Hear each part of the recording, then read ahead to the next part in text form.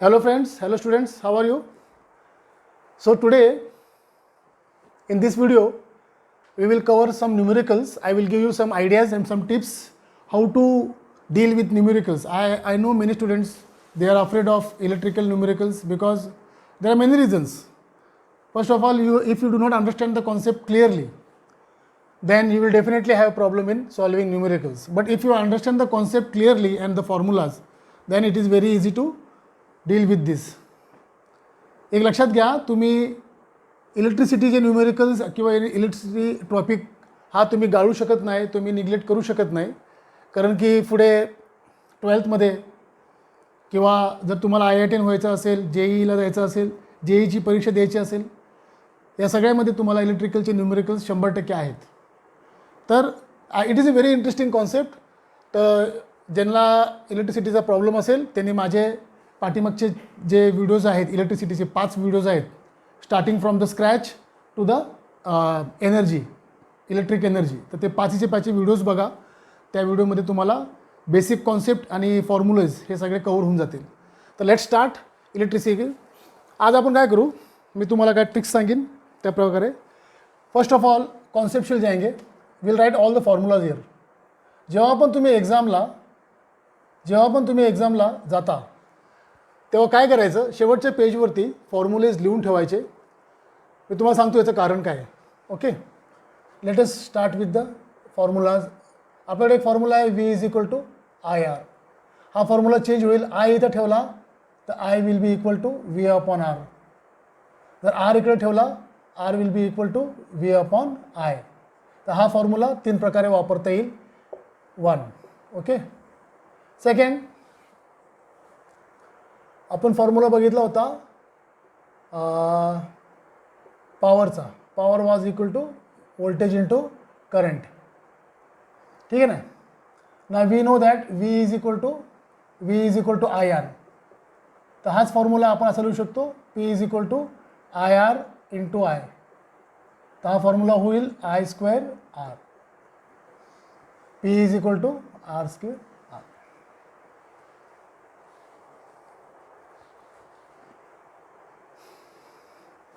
P is equal to VI, P is equal to I square. त्याच्यानंतर आपण बघितला formula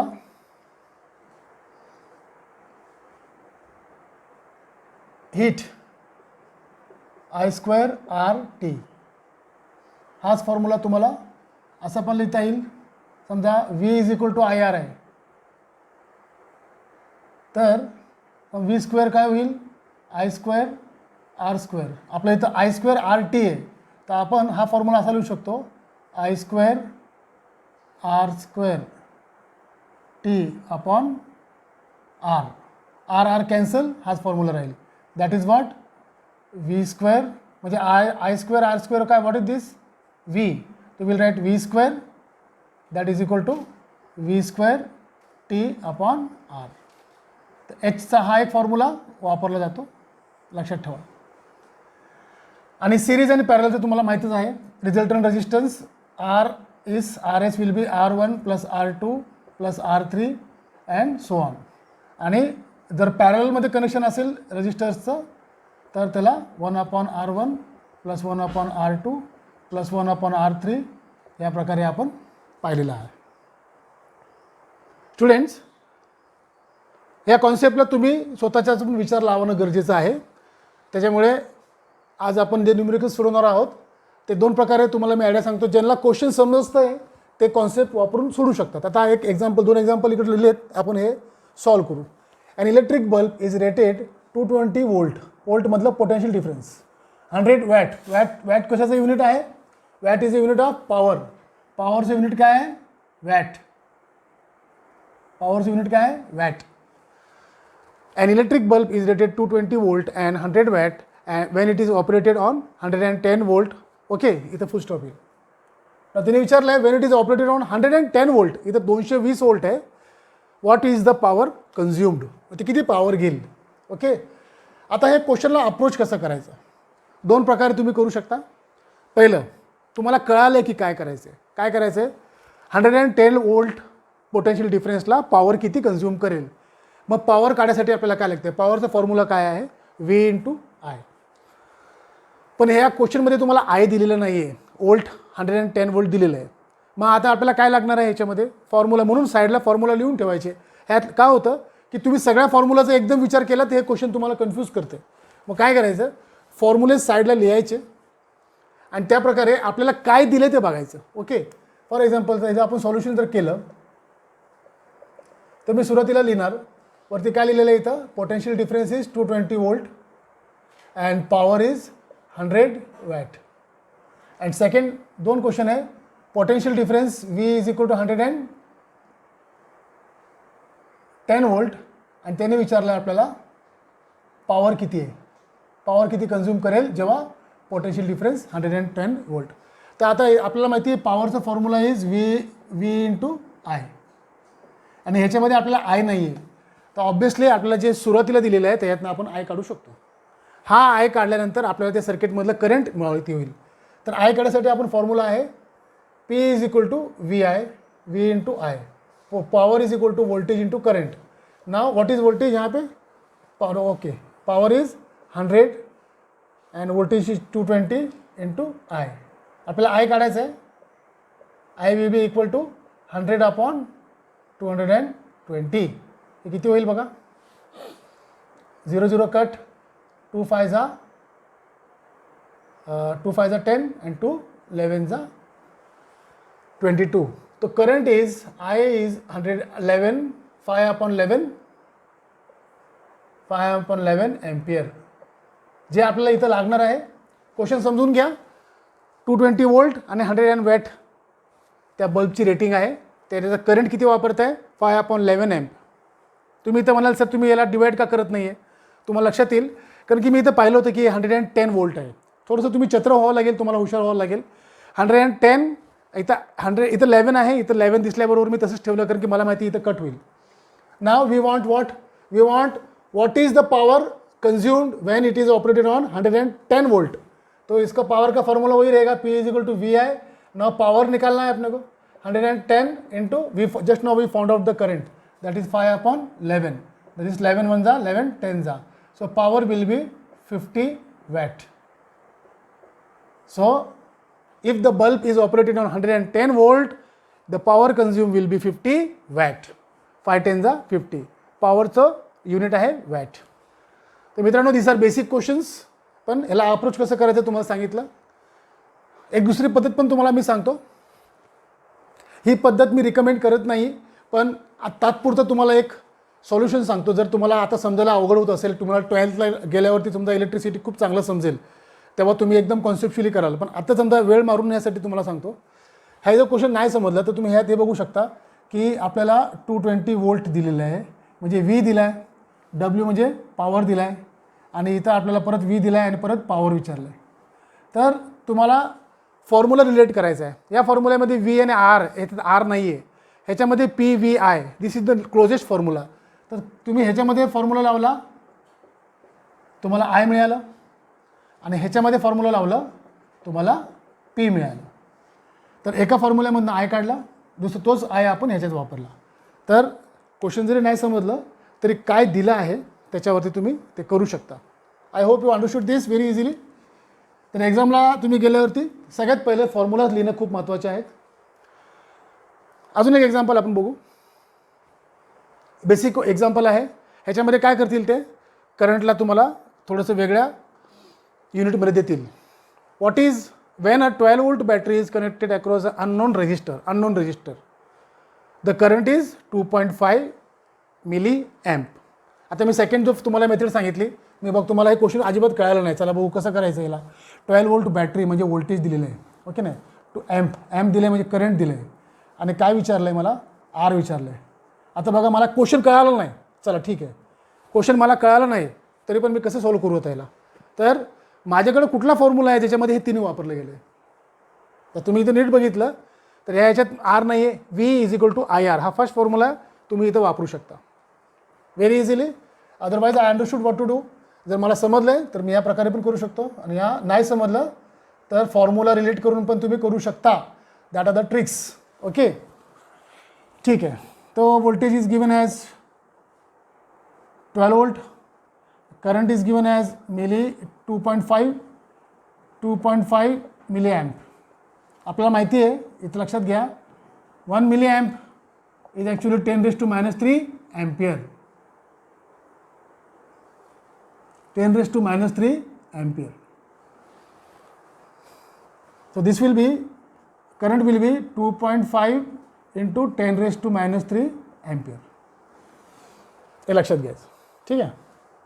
तर आता आपल्याला काय सिंपल आहे, जस्ट ह्या क्वेश्चनमध्ये फक्त हे कन्वर्ट करण्यासाठीच तुम्हाला त्यांनी दिलेलं आहे question. Find R. V is equal to I R. V is given as 12.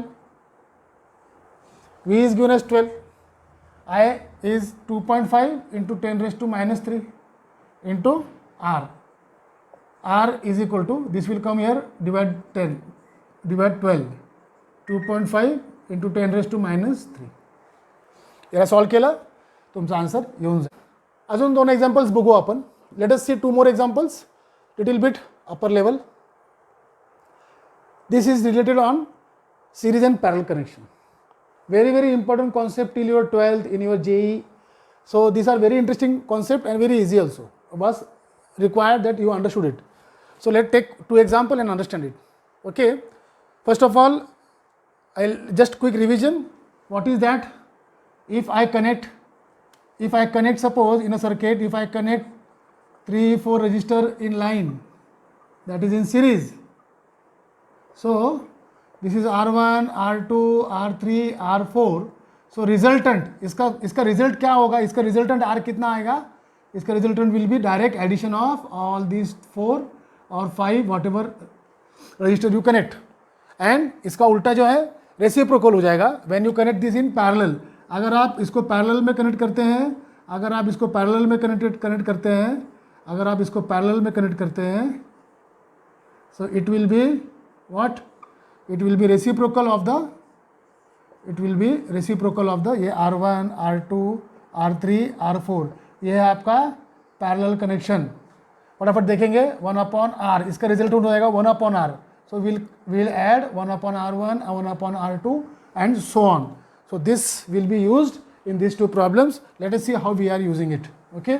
They will not make it simple, they will keep it tricky. So let us see how to solve these tricks and ideas. 2 conducting wires, 2 wires equal in everything. मैं short KIA है इसको. Equal in everything मतलब क्या क्या होता है? Wire का length equal है, वायर का क्रॉस सेक्शन एरिया इक्वल है, वायर का मटेरियल इक्वल आहे. तो एकाच मटेरियलची, एकाच लांबीची, एकाच क्रॉस सेक्शनच्या 2 wires, okay, is connected in series and then in parallel. Find the ratio of the heat produced in series and parallel. Now friends see, heat का फॉर्मूला जो है ये फॉर्मूला है. Okay, so we have to find the ratio. This are very important questions. This comes in many competitive exams. Find the ratio of the heat produced in series and parallel. Let us find, है ना, इसको solution करेंगे.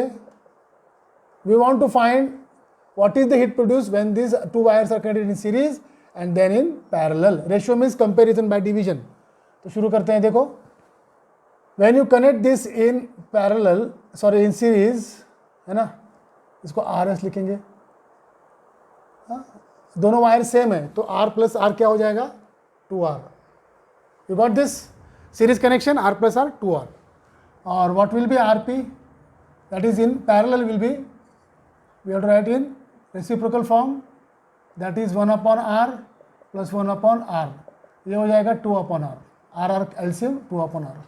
So RP will be how much? इसको उल्टा करना पड़ेगा. Therefore R resistance in parallel will be, इसको उल्टा हो जाएगा R/2. I hope you understood this. Very easy. RP को ऊपर लिया मैंने. Now we'll use the formula. हमको फार्मूला चाहिए जो इसको कंपेयर करेंगे. तो हीट का ये फार्मूला हम लेंगे, H is equal to V² T/R.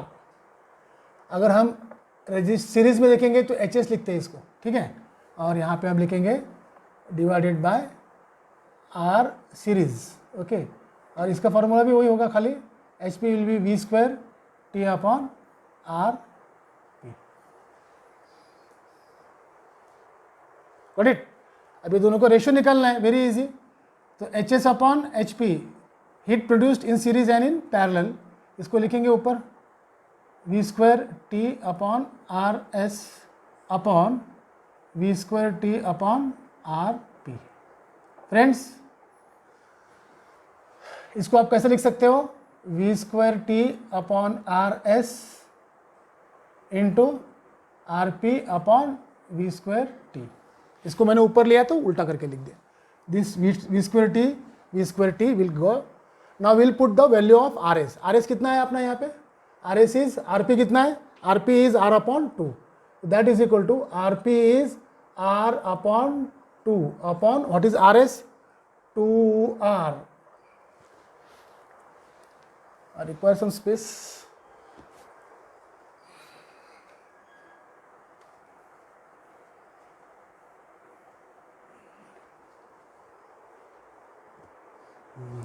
So yes, this will become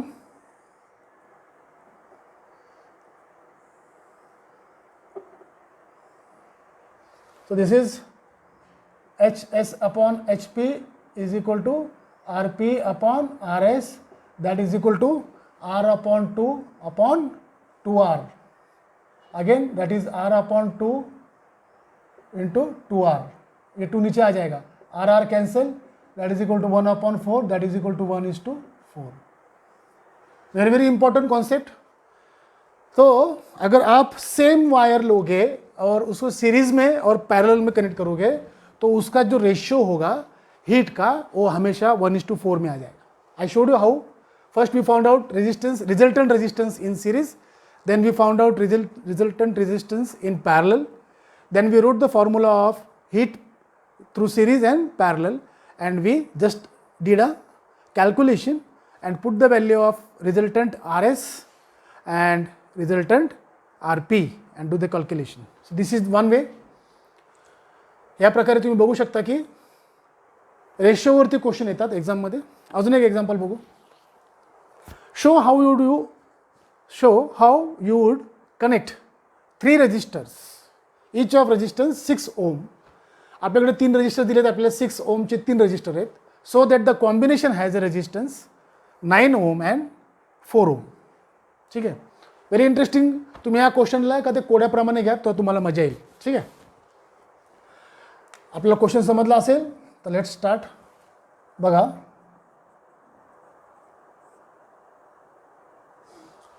तुम्हाला विचारलं आहे की तुम्हाला 6 ओमचे 3 रजिस्टर दिलेत, ते तुम्ही तुमच्या मनाने कनेक्ट करा. पॅरललमध्ये कनेक्ट करा, दोन पॅरलमध्ये कनेक्ट करा आणि परत मग एक सिरीजमध्ये कनेक्ट करा, किंवा मग 2 सिरीजमध्ये कनेक्ट करा आणि मग त्याला एक पॅरलमध्ये कनेक्ट करा. पण तुमच्या हिशोबाने तुम्ही कनेक्ट करून सांगा की 9 ओम रिझल्टंट आणि 4 ओम रिझल्टंट कसा येईल. बघा, मला 9 ओम पाहिजे. ठीक आहे ना, माझ्याकडे किती आहे, 6 + 6 + 6. जर मी ह्याला रजिस्टरला सिरीजमध्ये लावलं तर हे मला 18 ओम देते, तर हे मला चालणार नाही. ठीक आहे, तर मी काय करतो, मी वेगवेगळ्या प्रकारचे प्रयत्न करतो. Let us do first 2 in parallel. चलो, तो सॉल्यूशन, अगर फर्स्ट टू इन पैरेलल लगा देंगे, वी हैव 3 6 ओम रजिस्टर, तो उसमें का पहला 2 जो है हम पैरेलल में लगा देंगे. तो कैसा हो जाएगा, पैरेलल में हो जाएगा आर पी विल बी 1/6 + 1/6. दोनों हम बराबर ना पैरेलल में लगा रहे तो 1/6 हो जाएगा. 6 is the LCM, 2/6 that is equal to 1/3. So RP कितना मिला आपको, अभी रिजल्टेंट कितना मिलेगा, 3. 1/3 is equal to 1/RP is equal to 1/3, तो RP is equal to 3. Now you can see easily, हमारा 2 जो था रजिस्टर, फर्स्ट 2 रजिस्टर्स हमने पैरेलल में लगा के कितना हमको मिला, 3 ओम. अभी हम इस रजिस्टर को हम तीसरे वाले के साथ में पैरेलल लगा देंगे, सीरीज में लगा देंगे. Now I got RP as 3 ohm and I have one resistor of 6 ohm. If I connect these two in series, so in series I should get RS is equal to, इसको connect करेंगे इसके साथ में, तो ये है 3 ohm और ये है 6 ohm. You know that RS is R1 plus R2, यहाँ पे R1 इज या आपका रिझल्टंट, या दोघांचा रिझल्टंट तुमचा R1 आहे, तो होईल 3 ohm plus 6 ohm, that is equal to 9 ohm. So first you got 9 ohm. How you got 9 ohm? First I connected the two